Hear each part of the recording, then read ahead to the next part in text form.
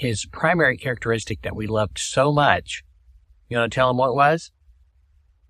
Foodie? No. He loved his foodie. But his most endearing quality was, no, not foodie. He was always asking for food.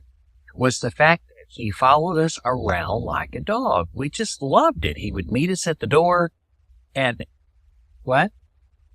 Oh, first snorts. Yes. The other thing that was delightful was that when he purred, he would kind of snort at the end. And we'd snuggle him and what? Parent sandwich. When we would come home, I would scoop him up. My wife and I would snuggle him, and we called that the parent sandwich. And he would purr snort, and he was just, so happy to be loved.